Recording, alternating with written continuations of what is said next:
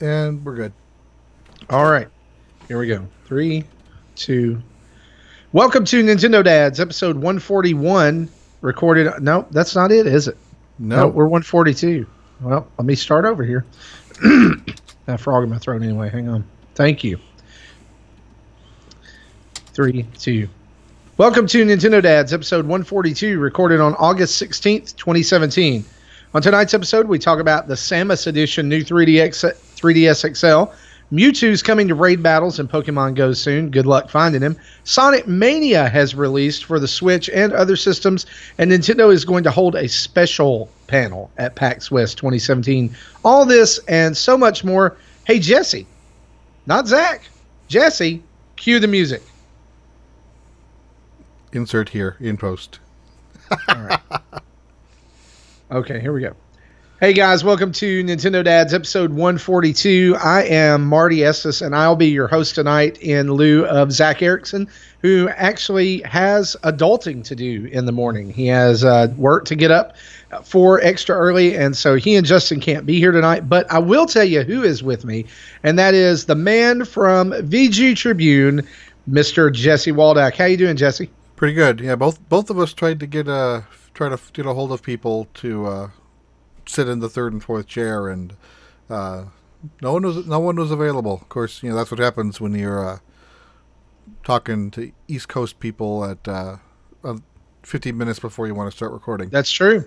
That's true. In fact, and we're not the only ones. I saw on Facebook right before we started recording that good friend of the show, Jacob Rush over at Nintendo Nostalgia, actually, they lost their entire episode's worth of audio tonight. Oh! After it was recorded. I've had that happen before. Those are not fun. No, that is not fun. And so, Jacob, hope you guys got another podcast recorded. We are going to record a podcast, and there's a ton of stuff to get into, even though this has not been a very newsworthy week. And so let's just kick it off and let's get right into some news, shall we? Sure. And there's some music there. I need to be writing these times down so I know when to put music in. 1 second. All right. That's a great idea. That's what we keep you around for. All right, that's about 2:25. Right. And, of course, the news this week is brought to us by patreon.com/Nintendo Dads. For as little as $1 a week, you can go over to patreon.com and help us change the world and make more family-friendly Nintendo content for everybody. And we want to thank our newest patron, Joe Barrett, for helping us to create more great content. And there's actually a couple of things going on over at the old Patreon page within the next couple weeks. The first is that Retro Rewind is coming back August 30th. I hope you guys are playing Donkey Kong 64 along with us because, let's be honest, we don't like suffering alone. And also, the monthly Patreon hangout will be on August 30th as well at 9 p.m. Central Time, 10 p.m. Eastern. For patrons, you will get a special link to come and join me and the other Nintendo Dads that can make it in a special hangout where we just kind of talk about whatever. If you want to come and talk about Metroid, you can do that. If you want to come and talk about face banks that eat coins, you can do that too. You can talk about whatever. I see that you're confused there. That was disturbing. Yeah. This thing is one of the most disturbing things I've ever seen. Has a sensor here in the front. Hang on, I'm going to turn it on. Yep. That's nightmare fuel right there. That is horrible. But you know what's not nightmare fuel, Jesse? What is? This week, Nintendo released or announced that, actually, I think it was right after our show last week, which is what always happens in Nintendo Dad Land, that they would be making a new version of the 3DS XL. Actually, not a new version, but a new style of the new 3DS XL. And guess what? It's going to be Samus Edition for us Metroid fans out there. And so, have you seen this? I have, and I'm actually not impressed. I think it's kind of ugly. You know what's funny is I think I'm the only one. I'm one of the few people with that opinion. Everyone else is going ape crap about it. Well, if you go and look at our line chat, actually they're not. I've I'm actually surprised that you have seen people who are excited about it. For the most part, I've seen people kind of busted on Nintendo over it about how lazy it is. And so if you haven't seen this, you need to go look it up online. They're doing a Samus edition new 3DS XL, which is kind of weird, seeing as how they just put out the new 2DS XL. It kind of makes more sense maybe to do it for that. I don't know. Putting Samus artwork on the Galaxy would have made more sense. Oh yeah, that would actually been. See, there you go. There's another good idea. Chalk that one up to a missed opportunity.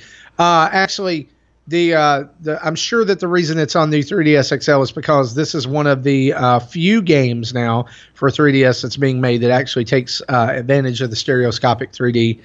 And what I've heard from people who have early copies is it's probably the best 3D implementation, really, like ever, on the system.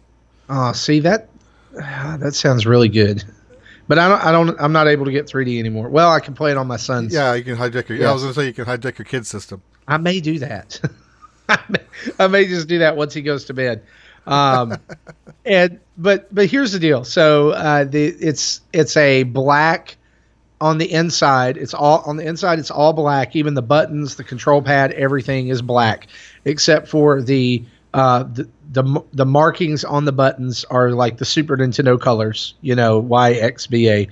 On the outside, on the back, you get a gold plate on the back, and on the front, you get a red plate that features Samus in like her crouch down, kind of leg out shooting pose. That I think that's Prime inspired, isn't it?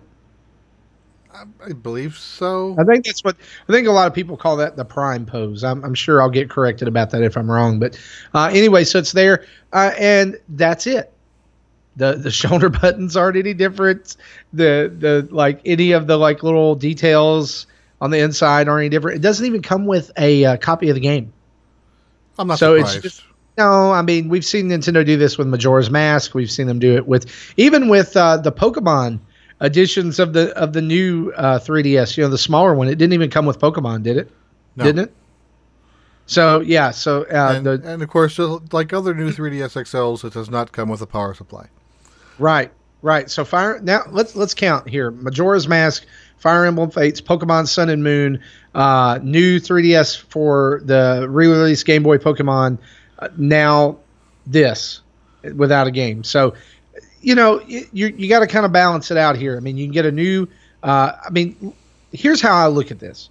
You can get the new if you don't already have it, or if you just really, really want this one. You can get this for $200. It's $199 for our friends up in Canada and elsewhere. It's probably even more expensive. You're looking at like $250 probably. And then you've got to get a game. You've got to get Samus Returns, because if you're going to have the Samus Returns 3DS, then you need the Samus Returns game to play on it, right? So there's another $40. Now you need the amiibos. Oh yeah, you got to have the amiibos too. So now you're at $250, $300, $350, or you could just get a new 2DS XL and get the game, and you're in for less than $200. And so, like, I kind of get why Nintendo's doing this, but it would make it a little more sweet, even if they knocked $200 off or knocked $20 off the price to have a preloaded copy of the game on it. Like I don't get it. Like digital copies cost them nothing, right? Yeah, I was thinking maybe charging $230, which is $10 off the unit and the game separately. Oh yeah, $229. I don't think anyone would have argued. $229.99 just rolls off the tongue. You can almost hear it on the commercials with the Metroid in the background, the screech. $229.99 now on new 3DS XL. Yeah. Jason in the chat says they're probably just making use of their surplus parts before the system dies. That's actually crossed my mind. I think that's exactly right. They're trying to get rid of those black insides. And guys, look, this is the same black insides you get if you buy like the regular black 2DS or 3DS XL, right? Yep. It's if you bought the 3DS XL the new 3DS XL when it came out, it's the same one except you don't get the glossy outsides like the others. It's neat, but I've seen lots of people be critical about it. Phoenix Moore over in our line chat has been super critical about how when you open it up, Samus is upside down. Yeah. And he's right. I mean, like, well, like it doesn't look like a really cool presentation piece when you've got, you know, you're playing it and somebody goes, oh man, he's got the Metroid 3DS and Samus is upside down. You know? So I don't know, like, do you know anybody who's going to be picking this up? I don't know anyone personally, but you know, I'm sure we'll see a bunch of pictures and chatter and on Twitter when it does launch. Yeah, and you know what the crazy thing about it is that Nintendo, I think Nintendo of America knew about the inside, like how underwhelming it was, and they didn't even show pictures of it. Like they showed the outside, they showed it closed, they showed it open, they showed the box. It took like the Nintendo of Europe pre-order page for us to finally see the inside. And they showed it open on the backside showing, so you can see Samus upside down. Yeah, that just I'm sorry. I'm sorry. Speaking of I'm sorry, Mewtwo is coming to raid battles in Pokemon Go soon, and the reason I say speaking of I'm sorry is that's what a lot of Pokemon Go fans are going to hear from Niantic when they're unable to find Mewtwo, because Jesse, I don't even understand how this works. Can you explain? Because like not everybody can go battle Mewtwo, even though that's the premise that, like, if you think back to when Pokemon Go, like when the commercial came out and everybody's in Times Square and they're battling Mewtwo and everybody's cheering and everything, looks like that's what you were going to get to do. But all of a sudden, maybe not. Maybe it's not for everybody. Can you tell us? What they're doing something called exclusive raids with Mewtwo, which means you have to be invited. And so in order to get invited, you have to have completed a raid at you know whatever gym that Mewtwo plans on spawning at. So if you want to increase your probability of getting invited, you want to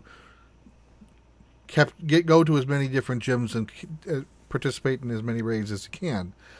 If you can find people to help you, of course, because right. The way these things work, you know, I'm still only 28. I'm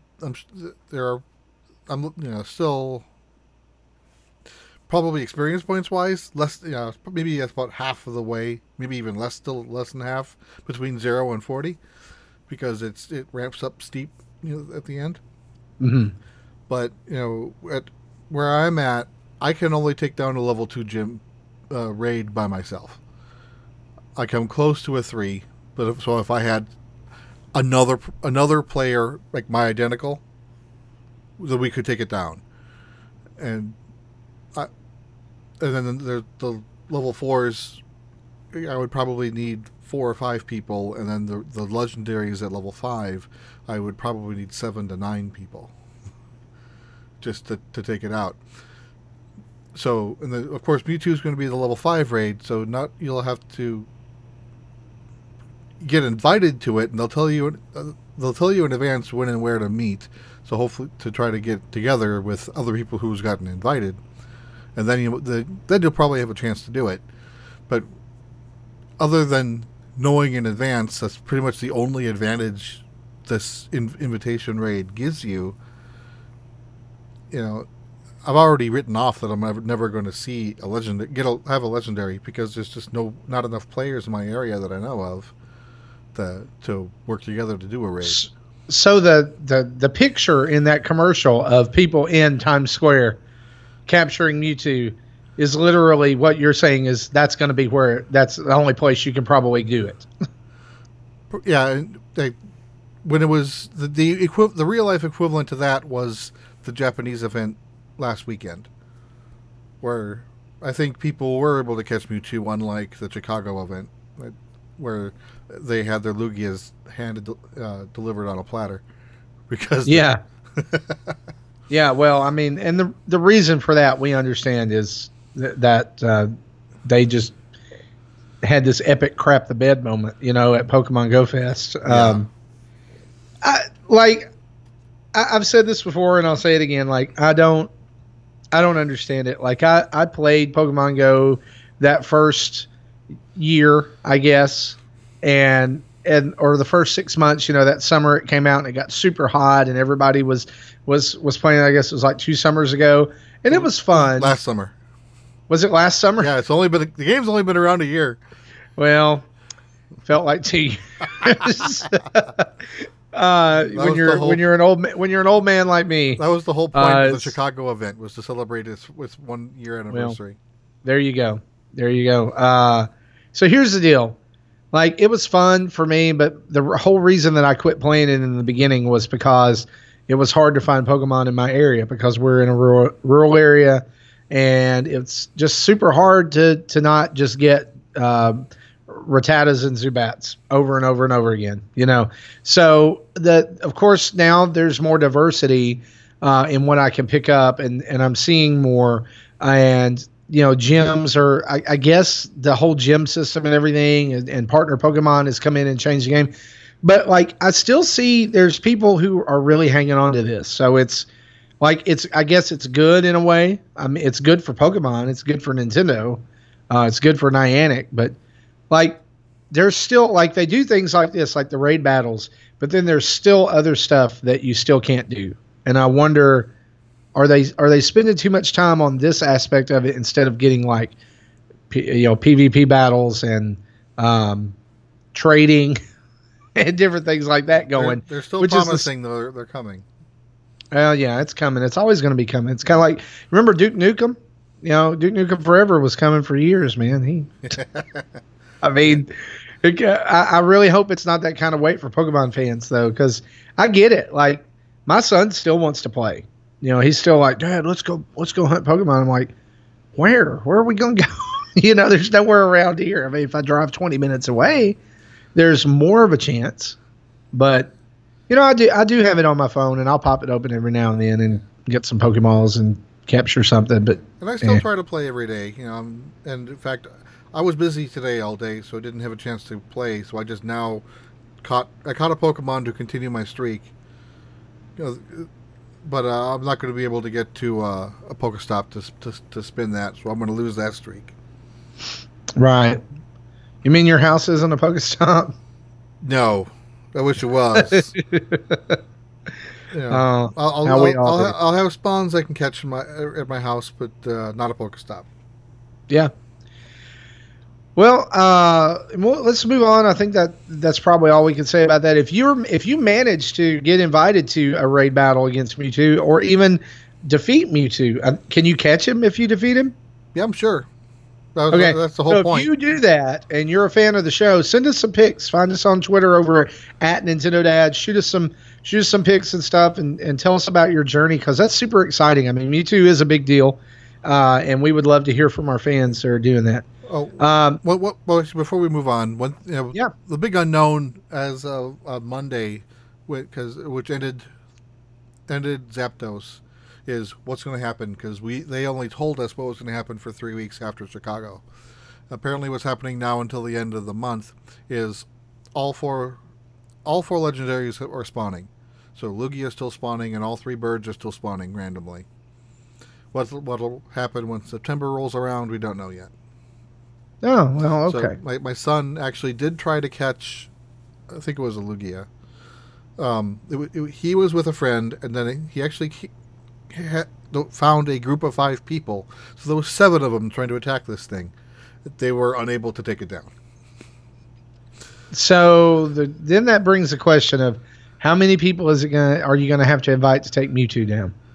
I don't know. Well, I know my son isn't as high as level as I am. He's like 21, 22. Right. And I don't think he's been grinding up any of his Pokemon's strengths. So they're probably all the middle of the road CP wise. So, yeah. And who knows what the other 6 kids looked like. Gotcha. Just keep on keeping on, Pokemon Go players. You'll get there. And you'll get there. Maybe you'll reach that shiny Mewtwo in the sky eventually here soon. Hey, speaking of shiny, a couple of cool releases that came out this week. Actually, 3. We like shiny new things here around Nintendo Dad's HQ. Rayman's Legends Definitive Edition demo is now out on the Switch eShop. And ironically, it's the exact same demo that was on the Wii U 5 years ago. I'm not surprised. It's the same thing. It's the same 4 levels that you can play. But I will say I've had a lot of fun with it. Like Rayman Legends is one of those games that I loved when it came out, and then it kind of got lost in the shuffle of all the other Wii U releases that came out. And I never really went back and revisited it. It's just it's stupid fun and brilliant. Like those music levels where you're running and you're jumping and punching to the beat are just so good. They're so well done. The art in that game is gorgeous, and the sound effects are amazing, and music is good. This is launching the first weekend in September, I believe, September 3rd. And I can look for sure. I've got it's coming out on Switch for $39.99. So it's not going to be a full. No, it's not going to be a full price game. Plus, you're getting, I think, DLC and things that came out with it, extra costumes and all kinds of other stuff. So totally a cool purchase, especially if you've never played Rayman Legends. I have September 12th for a launch date of that. Okay, September 12th. Probably one of the best platformers that has come out in the last few months, or in the last few years. I mean, just being honest, I love it. It's fantastic.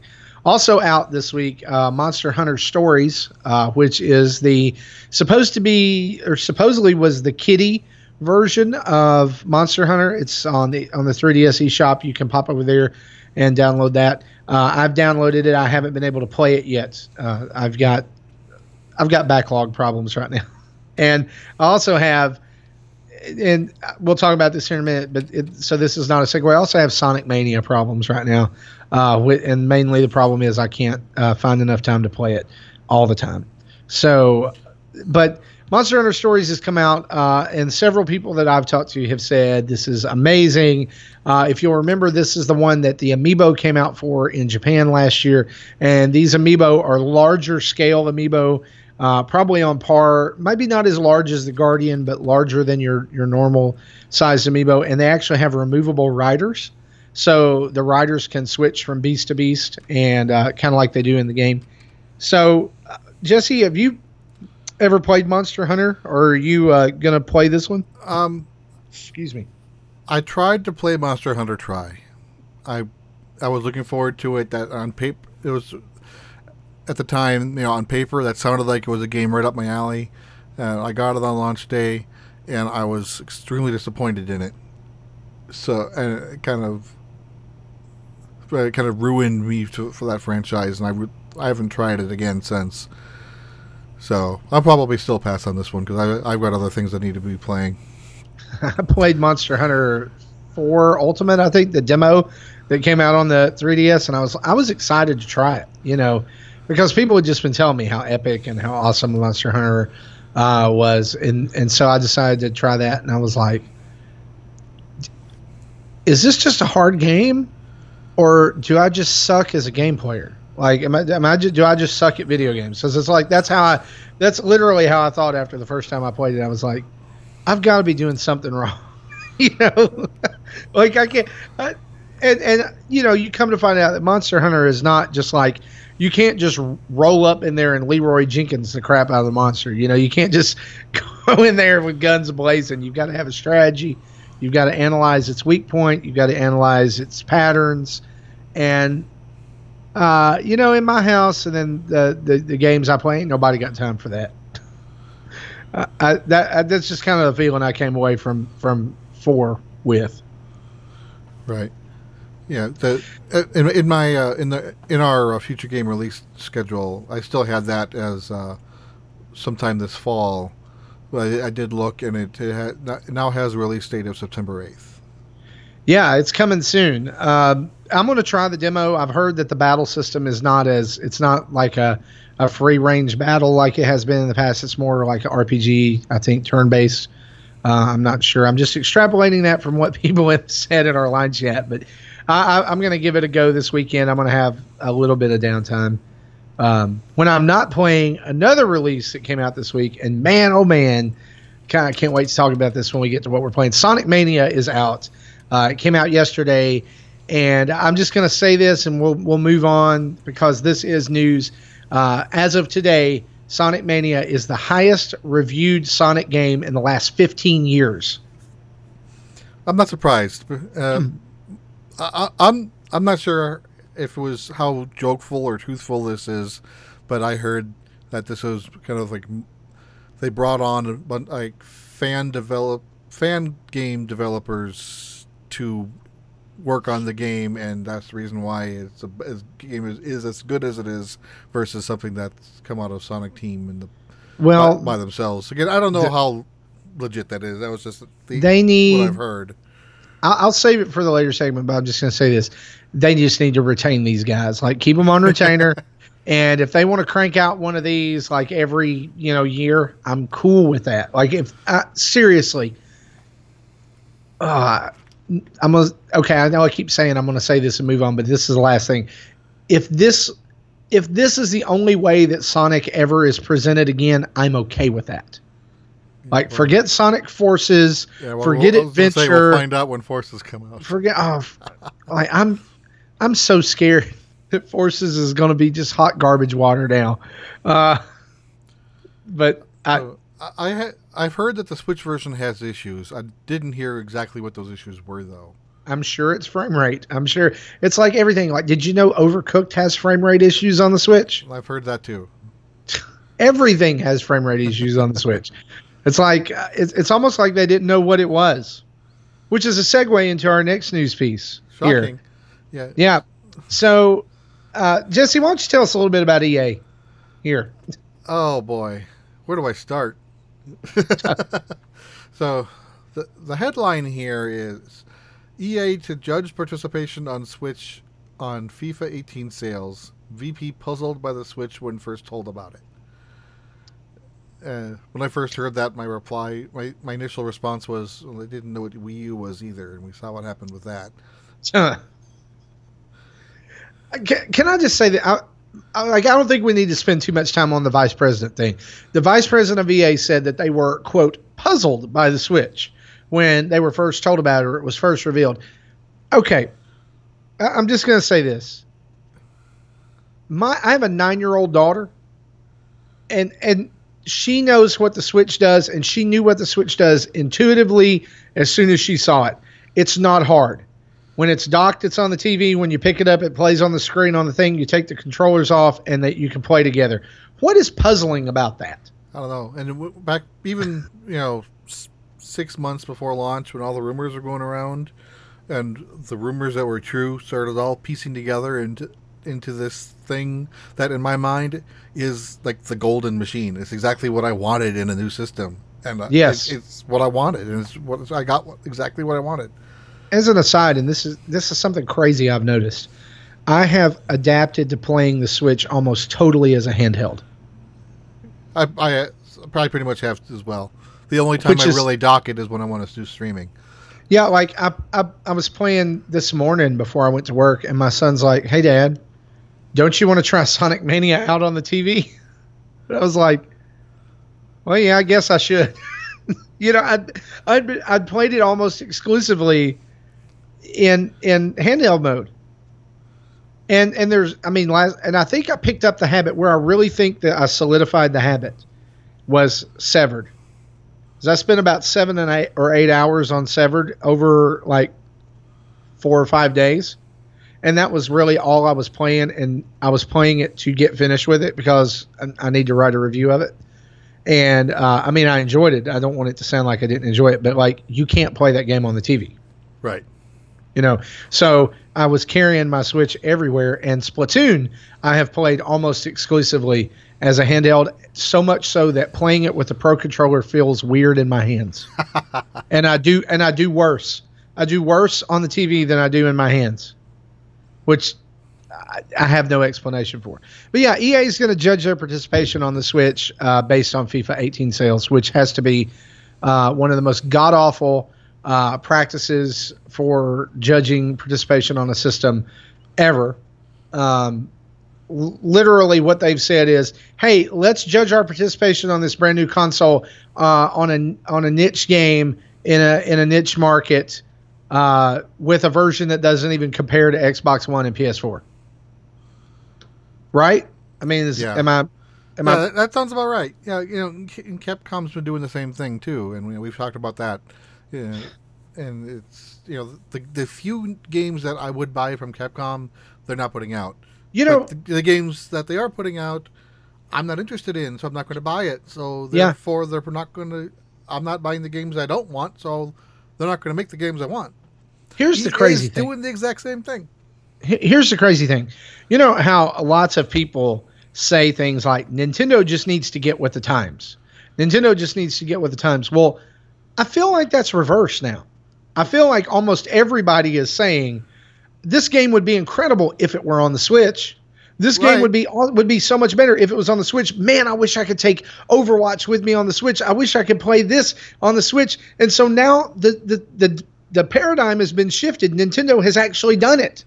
They've shifted the paradigm to the point that now it's, hey, EA, Capcom, third-party developers, you need to get with the program. You need to get with the times. Put your games on the Switch. And we don't care if it isn't as shiny or doesn't have as many I don't. Sparkly effects or doesn't have as many shaders. We understand that. We get it. We don't care. We put the games we want to play. But here's the thing. This holiday season, when the actual third-party games that are kind of big start hitting, are going to be the tail of the tape for the Switch, unfortunately. Skyrim, I think, is going to be the big Skyrim one to look at. is going to be, like, if Skyrim does... somebody, I'm in a bunch of Nintendo groups on Facebook, and one of them the other day, somebody was like, do you think Skyrim will do 3 million on the Switch? And somebody's response was, if it even does 1.5 million, it's going to be a huge success. Well, and I agree. I mean, like... At this time, we have only 3 games that are in past a million, which is fine, because that's still 20 to 25% attach rate, which is amazing. Yeah. I think Skyrim does have a chance of being a million seller.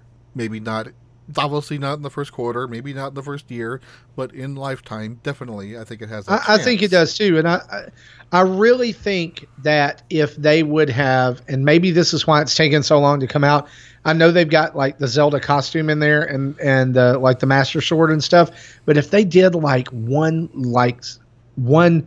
vein of side quests that was like Zelda inspired or something like that, oh my gosh, dude, can you imagine? Like, I mean, it gets like that would hook people in even more. Well, but another reason for the delay until fall is because on the other systems they are getting, like I think PC specifically. I don't know about PS4, but they're getting a VR version of Skyrim, which is going to use the similar motion controls that the Switch is going to be using. Right. So I'm sure they'll be kind of released in parallel. Yeah, I think so. But are you going to pick up Skyrim? By the way, no. I know we're talking about EA, but no. I think I'm actually going to. I didn't give it a fair shake on 360 when I played it. I only played it for like 30 minutes, and I was like, this is stupid. Yeah, that franchise has been weird with me. I've never heard of the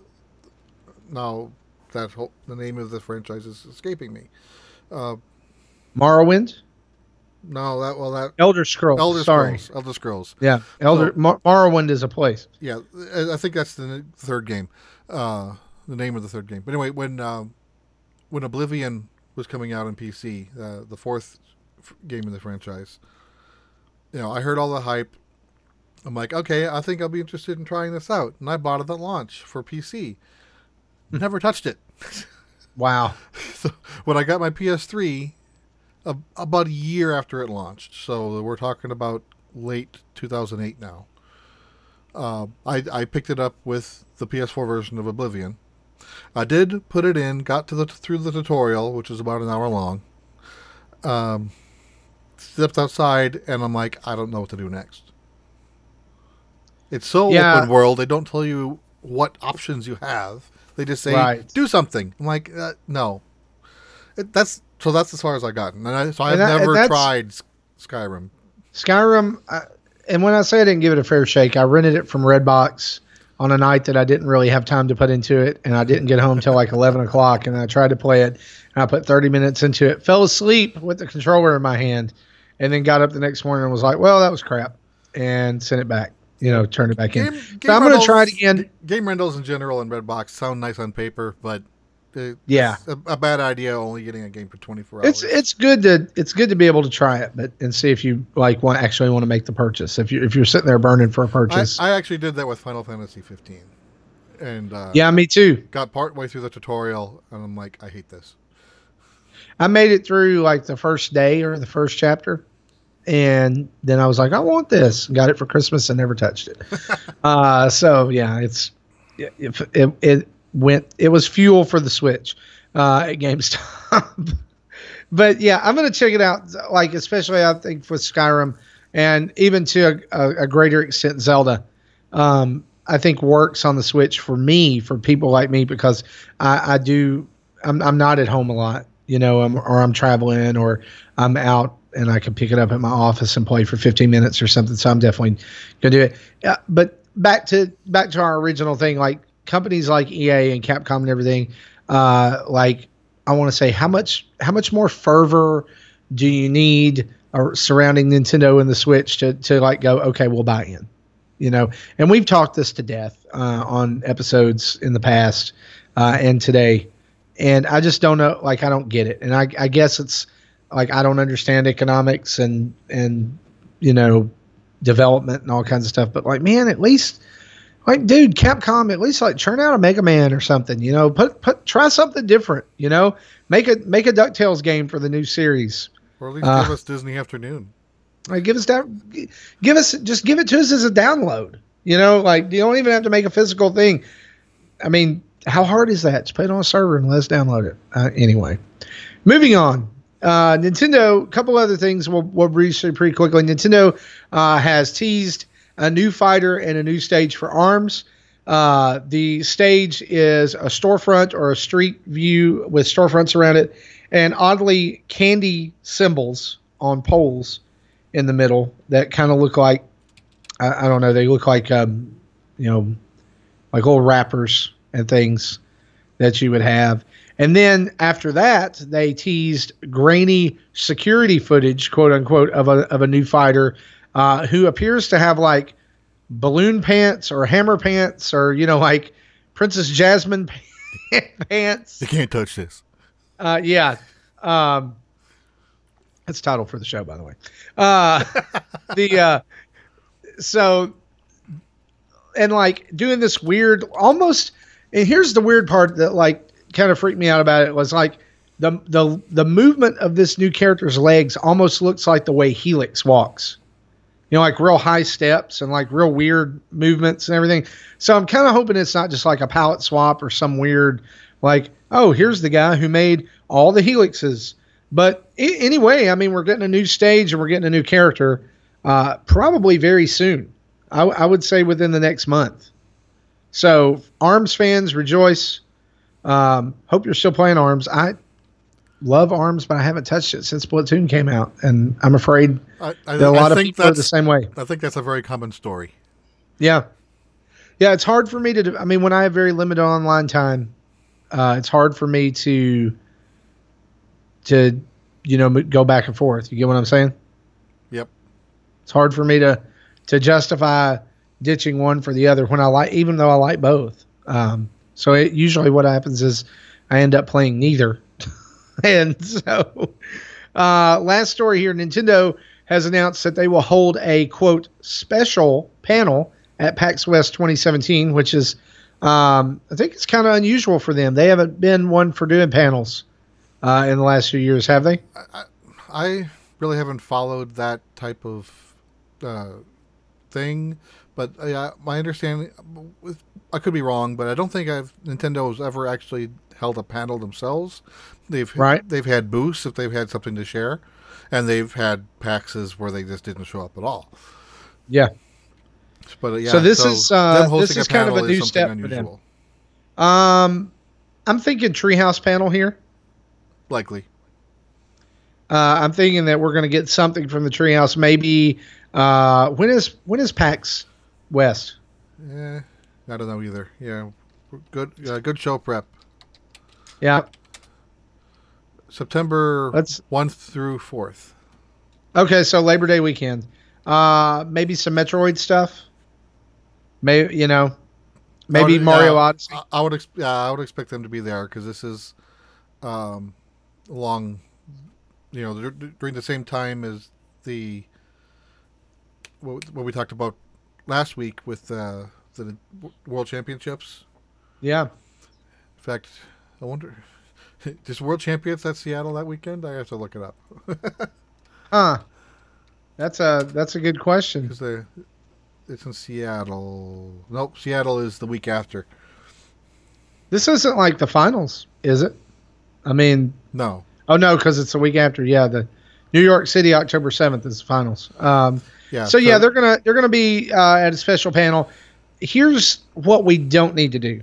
Okay, I'm gonna quote the great sensei Zach Erickson here when I say this: high hopes, low expectations.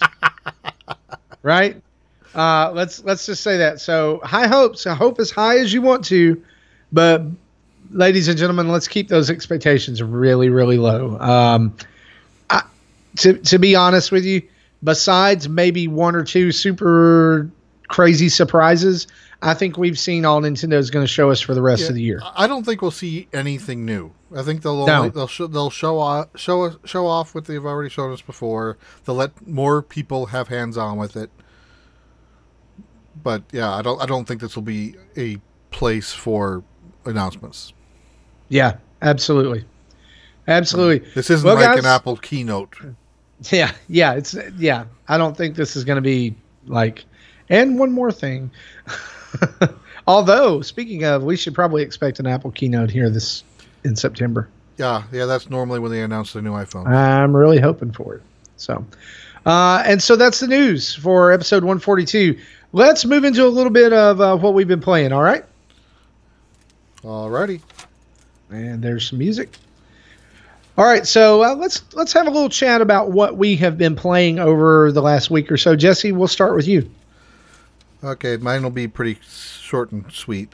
I've been playing. I got into Miitopia, and as of the show last week, I haven't picked it up since I bought it, so I only played up through the demo.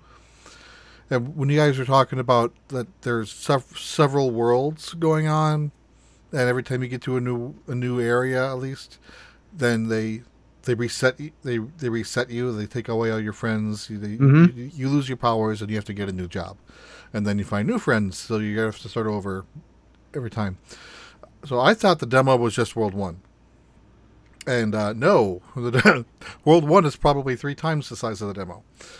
So by the time, I'm actually surprised at the depth of this game.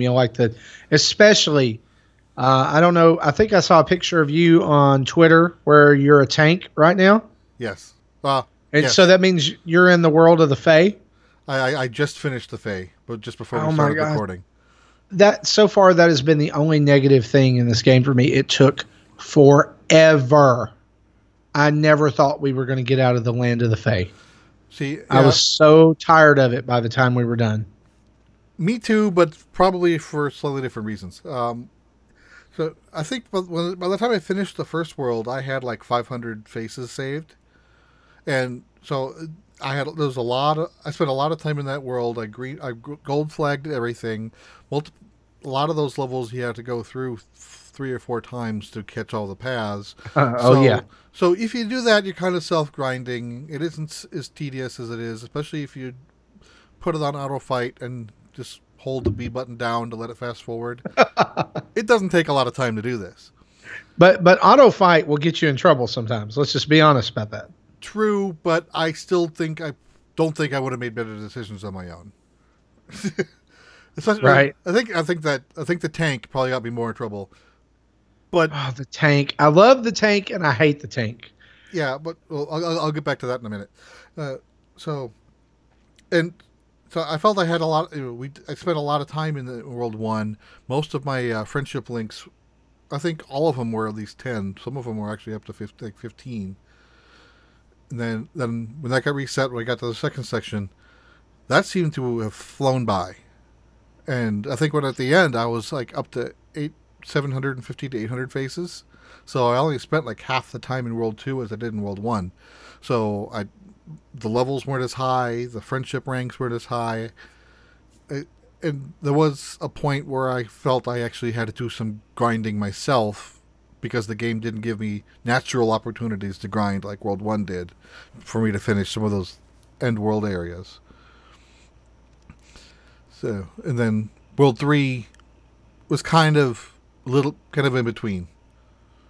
See, that's the way that I felt about World 3. The same way you felt about World 2 has been World 3 for me, because I don't know, like the first world I used my family as my party, and so I felt this big attachment to them, and like my wife and I's friendship rating was 32 by the time I ended the first world. Dang. Because I just kept landing on luxury cruise tickets over and over again and sending me and her every time.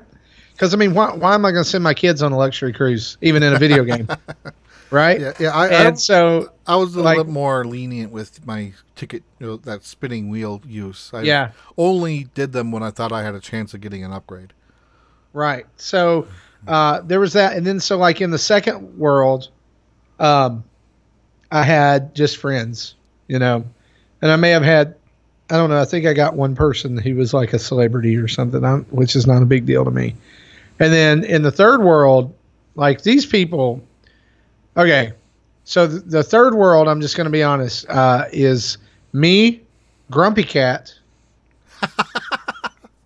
you, and another friend. Okay. Yeah. And so in your honor, I used the flower job for you because I thought it was the closest thing to Tingle. Nice. And Grumpy Cat is obviously a cat. And my friend is a princess, and I was a tank. And here's the deal. Those do not work well together at all. That is not a good combination.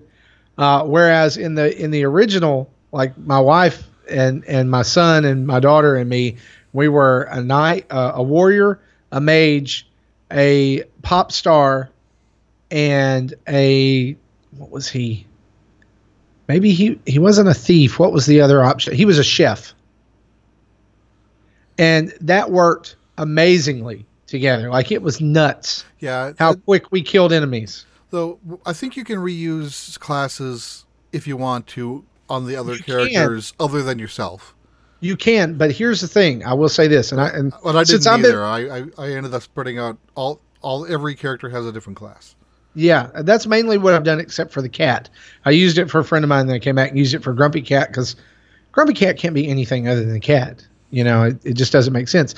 So I got to, and I don't know, because we're at the same point, and since I've been playing this, we kind of talk about this. I guess there's a point where if you lose too many times on, there's one that I'm thinking of, and you said you just finished the World of the Fae, right? Yeah. Okay, so you go into this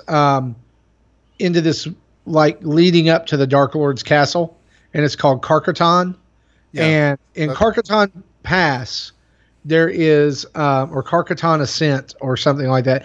There's one level where it splits into the three, and it says, I've never seen this in any other level. It says beginner, intermediate, and pro. All right, and I haven't seen that level yet. I did beginner and went through, and I was like, okay, I'll go back and do it again. And I went through because I've gold flagged everything so far. Like as I go, I don't move on from a level until I have a gold flag on it. So I went through that. I went through intermediate just fine. Which, by the way, after the third time, when you go into Carcaton, the Dark Lord steals your friends again, but he is unable to take your power. So you remain a level whatever and remain whatever job you are.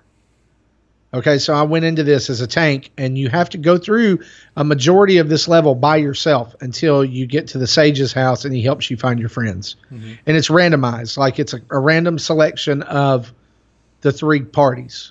You find three of them. So I went to Pro because I had one of my friends. I was like, okay, we can do this. And the imp enemy, not the costume, but the imp enemy. Yeah.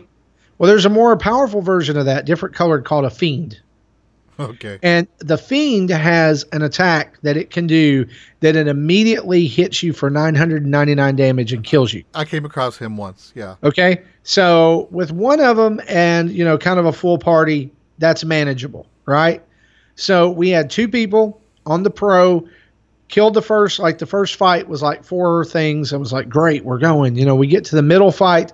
It's two fiends who use that attack at exactly the same time and kill us both. Wow. So we went back. So I was like, okay, you know what? I need to find my other party members. So I went and grinded through and found all my other party members. Went back, went to pro again. They do that 4 times in a row. Ouch. And kill, they do their turn. They kill 2 of us. We don't get resurrected. Like the flower, you got killed first. So no, you weren't even in there. I don't even have anybody that can do resurrection right now. So they kill 2 of us. We hit them one time. They kill us. They kill the 2 of us. And so when it happened, have one life sprinkle. I did, and I didn't think to use it. So this time, because I'd lost one other time, I think I've only lost like 3 or 4 times. This time, when we went back to the inn, the sage pops up, and it's like, special bonus. Since you've killed so many faces or whatever, you now have this ability to change jobs whenever you want to.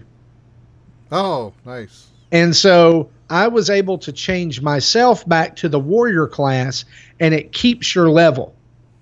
So it's basically the Final Fantasy job system now. So if you level up to a certain point in this job, you'll always be that level, but it doesn't transfer over to other people. So I'm a level 12 warrior. My wife's going to be like a level 13 mage. But if she wants to start something else, she's not level 13 anymore. She's level 1. And you can go back and you can grind through and level them up. And I guess it's in a way of once you find everybody in there, you're going to be able to pick your perfect party and go on and fight the Dark Lord. Right.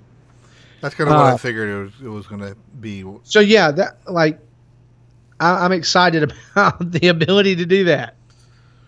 Yeah, I was able to pretty much gold flag everything as I went along, with the exception of like one level early in the second area, when I was still by myself. They had 2 branching paths, literally labeled easy and hard. Yes, and I need to go back and do that. I'm glad you mentioned it. Okay, I totally forgot about that. I did go back and do the hard before finishing the world after I've had my party, filled up and leveled up a little bit.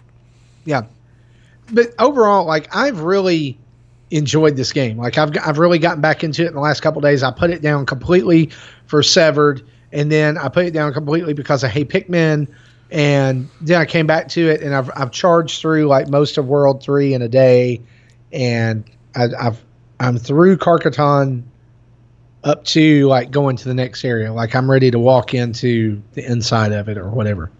So I've really I've been surprised how enjoyable it's been. Yeah, so I'm just a little bit behind you. I haven't gotten to the part where I can change my classes yet, and I've only saved one of the first 3 of my friends in the 4th area. Yeah, which one did you do? What was the boss battle? It was the red slime. Okay, and it was actually Justin's face. That one is arguably the easiest of them. The other one is a burning golem that you have to fight. And then I want to say the other one is, God, what is it? I can't remember it, but it was difficult. Yeah, there was one of them that was super difficult. I kind of did the same thing you did when I picked my party. The World 1 was a bunch of the friends I knew. World 2 kind of went more toward family. And then World 3, I just decided for that one, I'm just going to go into the me gallery and pick a face that I like from there. And so I ended up finding Tharia, which I gave her princess. I found Marie, gave her the flower. And then I'm like, but before I found Marie, when I got the second friend in that set, I'm like, I'm going to make this guy the chef because I haven't used him yet, and I want to use him next. And one of the faces that I had to choose from, Gordon Ramsay. Oh, yeah, you got to do that. So, okay, he's my chef. Yeah, you got to do that. Out of all of them, though, I got to say this. I think the princess class is the most useless. Yeah. It's so bad. Like, and I've leveled mine up. I think she's a level 12 or 13 now, and still is not hitting in double digits for power. Like the flower starts weak, but gets stronger really pretty quick. I was really surprised by it. It's like the cat. The cat starts really weak, and then by the end of it, the cat is your powerhouse. So yeah. So going back to the tank, oh yeah, we talked about it a little bit last week. The tank's abilities have a tendency to tick off your party. And well, yeah, because you're using them as weapons. Yeah, and so there's one where you use them as the weapon. There's a second one where you just do random spray with a chance to hit your friends. Yeah. Okay, but I have noticed that sometimes there is an advantage to having them upset at each other. And what is that? Like, you know how you'll have, like, when they're friends, they'll do special things to help each other out. When they're mad at each other, especially when two of them are mad at each other, like, have you ever seen it where, like, one's mad at someone and the one guy will take a move, but the one who's mad says, no, I'll go instead, and then they make a move. So that's basically a free turn, so that's a little bit to your benefit. But if they're both mad at each other, the first person tries to attack, but the second person butts in, but then the first person butts in front of that, they start fighting themselves, getting closer and closer to the enemy, so the enemy gets mixed into this rumble. Both of your party members will take a little bit of damage, but the enemy takes a lot. So even though weird things happen when they're upset, they usually do benefit you in the end. Yeah. Well, here's my story about the tank. At one point, right before the Dark Lord kidnapped my third group, every single person was ticked off at me. I don't think I've had that, but I have had a point. I don't understand it because I understand why two of them were ticked off. Like, one of them got ticked off at me because I shot him out of the cannon, like one too many times. Another one got ticked off because I used the spray, rapid fire, random fire, and hit him. And the third one got mad because, like, if you level up the tank enough, you get a laser beam weapon. Have you got that one yet? Yeah, I like the weapon. It's nice. It's like it hits all the enemies. It hits them for like the max damage that you do. It hits all of them. They just got mad because I kept doing that. It wasn't hitting them, but they got mad at me. And then like the first time it was like they're mad at you, and then I used it again, and they got even more mad. And like the line between us got even squigglier. I was like, are you mad because I'm winning? Are you mad because I'm killing enemies now? Yeah, I don't get this. I put out a tweet earlier this week, back before I got Marie in my party. So it was just, myself, Tharia, and Ramsey. But yeah, Tharia was upset at both of us for one reason or another. Huh. So that screenshot that looked kind of funny.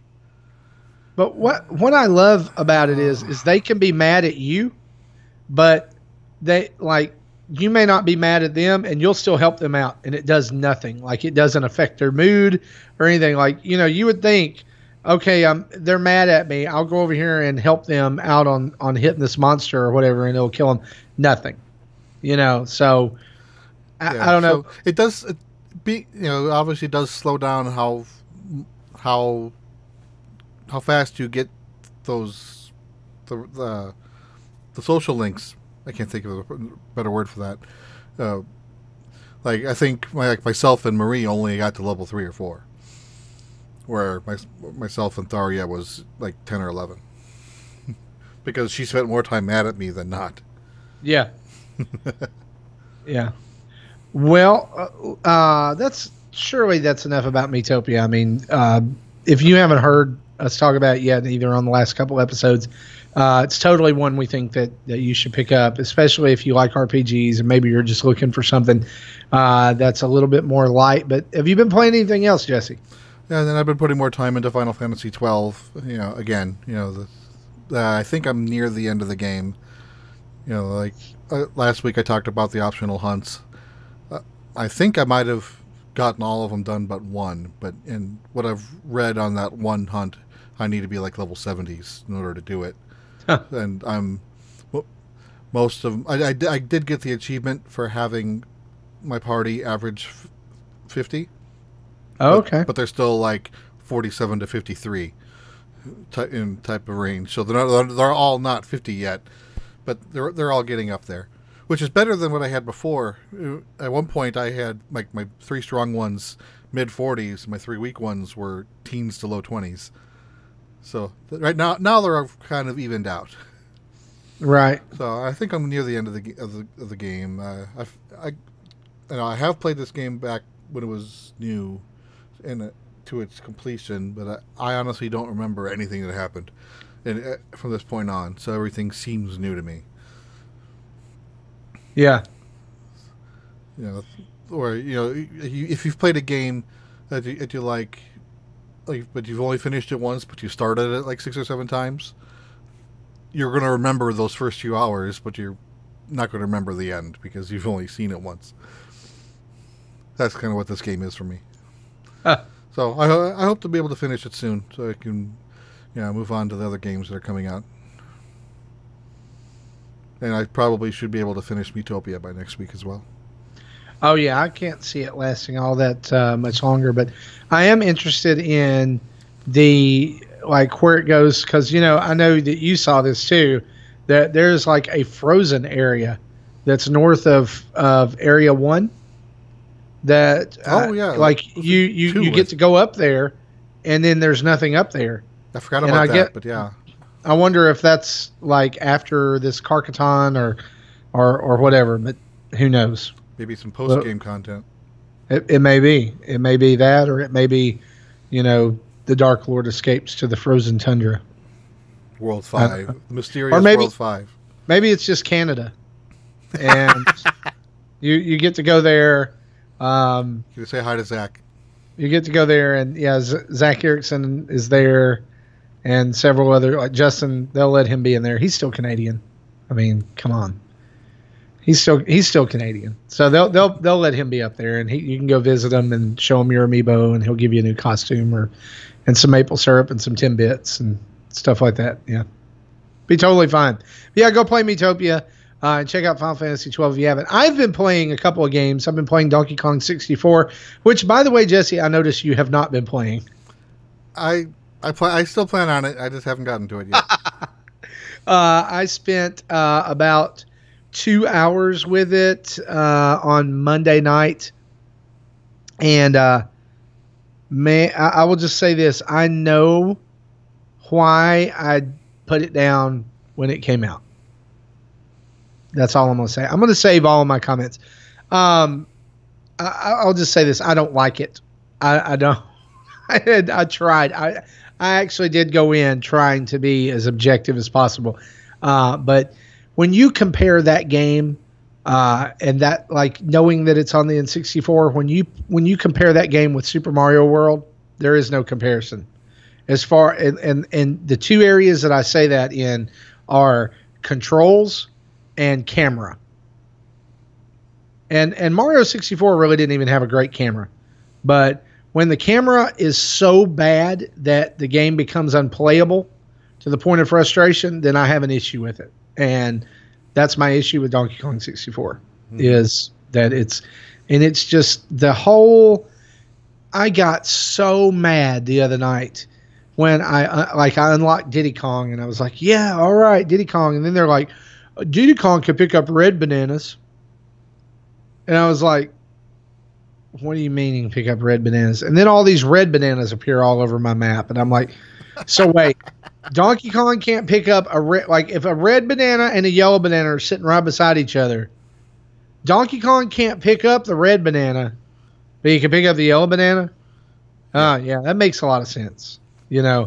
And I'm so, as the teenage girls say, I just can't. I just can't. And so I'm going to keep plugging away at it. I'm going to play it, I promise. But man, we're going to have to rethink these Retro Rewind voting things here. Which reminds me, we need to open up Retro Rewind voting for September. And we'll do that within the next week. But I've also been playing Sonic Mania, and I'm happy to report to you that Sonic Mania is totally the opposite emotion that I got from Donkey Kong 64. Sonic Mania, if anything, is more, okay, just one more level, just one more level, just one more thing, just one more, and I find myself just wasting huge amounts of time playing it. That's how good it is. And I said this yesterday when it came out. My tweet specifically said Sonic Mania is brilliant, all caps, walk or run, don't walk to get it. And it, like, I can't explain to you unless you're a 2D Sonic fan, which I was back in the day, and never as much as a Mario fan, but I love Sonic for what it was back in the 90s. Sonic 1 through 3 and Knuckles. And this just absolutely nails it. Like, absolutely the best Sonic game I've played probably ever. And before that was Sonic 2. Like, most people say, I think Sonic 2 was probably the best of the series. I don't know. That's what I just hear a lot of people say. This is up there. Okay. And so just as a forewarn, I'm going to talk a little bit about some of the things I've encountered so far. So if you haven't played it yet and you don't want to be spoiled, now's the chance to start hitting that little 30-second thing on your podcast app to make it go forward. So the story loosely revolves around, it starts exactly the same way Sonic 3 does. Sonic is on Tails' plane. They're flying toward an island. And the reason that they're flying toward an island is that Eggman is there, and let me back up. I refuse to call him Dr. Eggman. That's such a dumb name. He's Dr. Robotnik. All right? And he always will be. And I don't know why they changed it. It's just, ugh. I mean, Eggman was always like the thing that Sonic taunted him as in the cartoon, And then I guess they just made it his official name. Right. But Dr. Robotnik is he's on the island with those like little humanoid Dr. Robotnik robots that look like him. And they've got a claw in the ground, and they pull up this gigantic Chaos Emerald. And when they pull it up, it distorts reality around Sonic and all of them. And suddenly he flashes in and out, and he's in the Green Hill Zone. Like Green Hill Zone, Sonic 1. It seems random. Yeah. And so you play through the Green Hill Zone, and the way these levels are set up, which I think is super brilliant, is the first part of the level, Act 1 of the level, is exactly what you remember. Okay, you're going to have fish jumping up out of the stream, on the bridges. You're going to have the little motobugs. You're going to have the little chameleon things. Everything is just like it is. And each level has a boss. Like Act 1 has a sub-boss. Act 2 has the big boss. So once you play through Act 1 and you beat it, play picks up immediately from there. Like the screen just moves over and you continue playing like it's one continuous level. But from there, they start introducing new concepts into that. So like you've got Green Hill Zone, but now it's just a little bit extra. You've got things that you didn't see before. You've got things that you didn't do. Like here's a big one. You remember in Sonic 1 and Sonic 2, even Sonic 3, they would have like the wooden bridge, and it would be spinning, and it would have spikes on it, and you would have to move across on the part that didn't have it. So I had a flame shield on, and I go to run across that, and it burns out under me, and I fall. And there's like big tiki poles and all kinds of other stuff that wasn't in the first game. Okay, so totally neat way with that. So at the end of that level, the boss is the big egg robot from the Death Egg in Sonic 2. Eggman comes down in that, and he starts chasing you. And you have to like get him to shoot his arm out, and you jump on top of it and hit its head, hit it 6 times, you blow him up. From there, Sonic jumps down a hole that's created by this, and here's these robots again, and the Chaos Emerald, the big Chaos Emerald is there. It blinks again, and all of a sudden he's in the chemical plant zone from Sonic 2. And so you start playing through that, and like the first stage again is exactly what you expect from the chemical plant zone, right? You even go through that really frustrating part where you're underwater and you're having to climb up with those automatically moving platforms. Yeah, it's there. Then the level 2, Act 2 adds in a new concept. In this one, it's pockets of sticky goo that are on the wall that let Sonic jump into them and stick and then jump back and forth to scale walls. Okay. And also like these big syringe things that you press down on, and it changes the color of this goo underneath them, and then it gives it different levels of elasticity that send you jumping higher and higher. And so when you get to the end, this is the moment that I just freaked out about. Okay, you get to the end of the chemical plant zone, Act 2, to fight Dr. Robotnik, and all of a sudden, it makes you play Dr. Robotnik's Mean Bean Machine against Robotnik. So in the Sonic game, all of a sudden, you're now playing Puyo Puyo. Great. Against Dr. Robotnik. And it is just the biggest, and like the sprites and everything, even like the aesthetic of the level looks exactly like Dr. Robotnik's Mean Bean Machine did on Sega Genesis. And so the level of the level of detail and nostalgia in this game is just off the charts.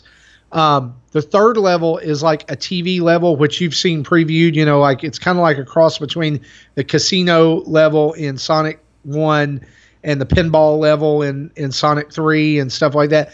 It's called Studiopolis, but just the nostalgia there, all the callbacks in that level alone are worth price of admission. Like when you start, there's a screen in the back that's just like black with light bulbs lighting up, and it says Lock On Technology. You remember what that was? Was that where they like Sonic? That's a Sonic and Knuckles. Yeah, Knuckles can attach to 3. Yeah. So you can use Lock On Technology. You can put Knuckles in any game and all kinds of stuff like that. Super cool. The game is only $20, and I'm in level 5, and I've barely scratched the surface. So far, out of the 5 levels I've been to, 3 have been nostalgic levels, and 2 have been completely brand new levels. And I keep expecting them to throw, more brand new levels. I'm in, it's called like the Press Relic Zone or something like that, where I'm at right now, and literally just like beat the 4th level and dropped into that and had to quit this morning. So I've not seen any more of it. I'm really, really hoping for Marble Hill Zone from Sonic 1 just for the music, because to me that music it like sticks in my head for years. But the controls are on point. Sound effects are so good. There's a 2-player competition mode that you can play where you like speed run levels. There's stuff to unlock. It's just, man, it's super good. And I said this to Zach. He posted about Sonic Mania on Facebook, and I commented on it. And this is what I said. I said, this has done a better job of hitting the nostalgia button than Nintendo has ever done with New Super Mario Brothers. I will stand by that. Like, I love Mario and I love Nintendo, but like, this is a better game than the New Super Mario Brothers franchise. Like, if like Nintendo's 2D Mario offerings over the last few years, and I'm gonna say the last few years, notwithstanding Super Mario Brothers 2, New Super Mario Brothers 2 for the 3DS, because I thought it was amazing, brilliant, with the whole coin gathering mechanic and everything. Right. But like New Super Mario Brothers Wii, New Super Mario Brothers Wii U, they don't hold a candle to Sonic Mania. And I think what's cool about this is it shows what happens when you let fans of an IP go to town on it. When you let people who truly love that, and the only thing that could be better is if they let like some real Mega Man fans get a hold of Mega Man. You know what I mean? Like if they let some of these people who are out there building Mega Man levels and doing Mega Maker and all that stuff, like if they would let them do what Sega has done for Sonic Mania, it would, yeah. And like we said earlier, this is the highest reviewed Sonic game in 15 years, and there's a good reason. It's not just because it's 2D, and it's not just because it's retro and it's nostalgia. It's because it's a freaking good game. And like it's totally redeems Sonic in a way that Sonic Forces or Sonic whatever 3D or even Sonic Generations, which was praised in a lot of ways, would never have been able to do. It just it has just hit all the right notes, and I am looking forward to squeezing every last drop out of it. It's that good. Now there is a minor bug that we need to talk about. There is a minor issue with it that some people are having, and I had a major issue with it this morning. It is known that on the Nintendo Switch version that once you're playing it in handheld mode, the home button and the power button and basically anything but like the Joy-Con control buttons and control stick has a 4 to 6 second delay. Wow. So if you press the home button, it takes like 4 to 6 seconds for it to respond. And what happened to me this morning was, like I said earlier, my son was like, "Don't you want to play this on the screen?" And really it was because he wanted to watch me play it. Right. And so I was like, "Sure, yeah, that's fine." So I docked it and I grabbed my Pro Controller and I hit the home button and nothing happened. So I mean, the controller vibrated, it connected, and I didn't see that it had connected as player 2. So I was like, why is it not doing anything? And so I hit the home button again and again because it didn't respond, right? And so for some reason that like in-game easy menu came up on the side, you know, that you can get from kind of holding down the home button. Yeah. But I couldn't do anything with it. I was still controlling Tails on the screen. So that menu got stuck on the screen and I couldn't do anything with it. So I was like, okay, I need to undock it and then get this menu away and then I'll do it. So I undocked it. Nothing happened. I couldn't get it. It was still stuck.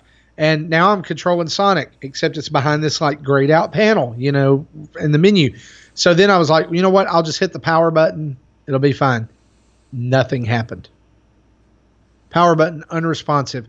Home button, unresponsive.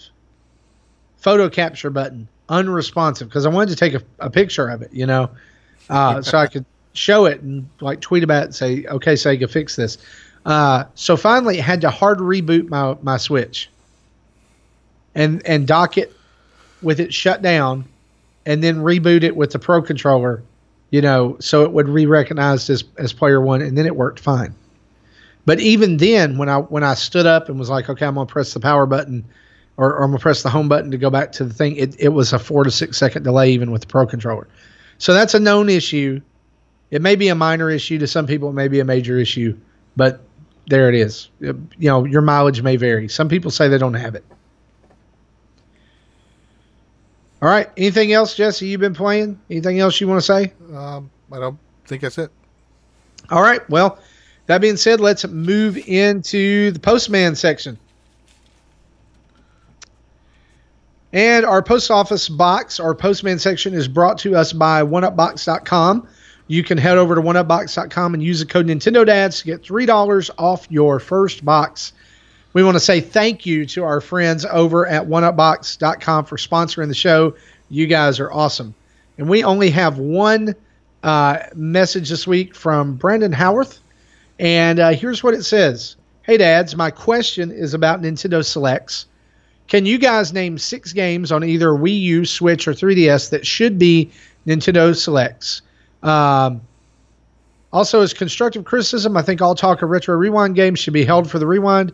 Okay, so what you need to do, Brandon, is go back about 5 or 10 minutes and just skip over that part of the podcast and erase it from your memory. I think it kind of spoils the Rewind when I know what you think going into the podcast. I agree. And we'll try to do better about that in the future, Brandon. But Here's what we're going to do about your question. We're actually going to make this a discussion topic for next week's show. I would love for Zach and Justin to be able to weigh in with this, but we wanted to let you know that we got your letter, and we thank you for writing in. And you too can get on the show by writing to us. Just go over to nintendodads@gmail.com and send us along a question, or you can ask your question via Twitter or Facebook page, or later on in the show, I'll tell you a little bit more about our voice message line, which sadly hardly ever gets used. It's like you don't like to talk to us, son. It's been forever since you called, and your dear old mom just wants to hear your voice. Wait, never mind. That's just what my mom says to me. And so, Brandon, we will answer your question about Nintendo Selects on next week's episode, so tune in for that. And let's do this for our fans. If you have a game that you want to be considered a Nintendo Select, either on the Wii U, the Switch, or the 3DS, tweet us and use the hashtag Nintendo Dads Selects. Nintendo Dads Selects. That's a hashtag that you should use to tell us what game you think should be a Nintendo Select in this new generation, and we will read those on the show next week. Well, I think that about wraps it up.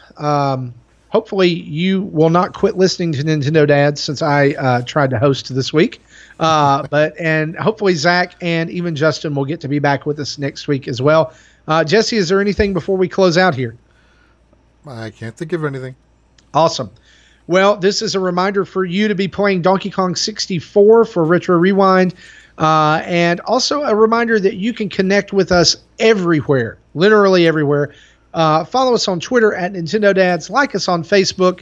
Follow us on Instagram, both of those Nintendo Dads. Email us at nintendodads@gmail.com, or check us out over at Twitch or YouTube at nintendodads.com or Nintendo Dads. Call in and leave a voice message at 92925-NDADS. That's 92925-NDADS or 929-256-3237. And if you want to change the world even more, you can buy sweet Nintendo Dads merchandise over at tiny.cc/Nintendo Dads store. That's all lowercase. We want to say a big thanks to OC Remix for the music played throughout the show. And this is just a reminder, download us on iTunes, Stitcher, Google Play. Check us out over at VGTribune.com and give us those 5-star reviews. They help people find us, and that is truly how you change the world. For myself, for Jesse, for Zach and Justin, who unfortunately have to adult, this has been Nintendo Dads. Bye-bye.